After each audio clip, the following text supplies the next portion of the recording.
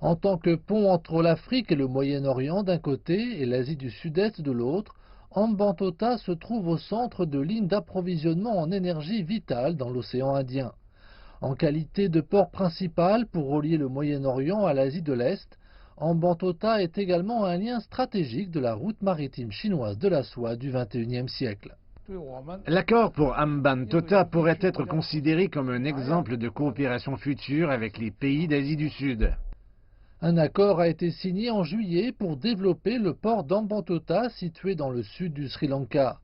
China Merchants Ports Holdings a accepté de payer 1,12 milliard de dollars pour une participation de 85% dans le port, avec un bail de 99 ans.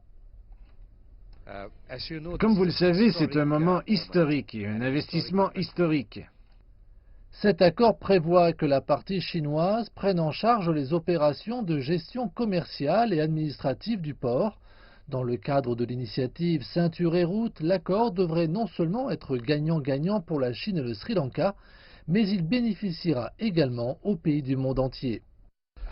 Le port de Hambantota aura un fort impact en Asie du Sud et je pense qu'il sera, au-delà de l'Asie du Sud, au Moyen-Orient et du continent africain. La Chine et le Sri Lanka déploieront des efforts continus pour faire du port une plaque tournante internationale reliant l'Asie du Sud à l'Afrique. À l'avenir, le port sera également relié à la zone logistique et industrielle d'Hambantota pour développer davantage l'économie locale.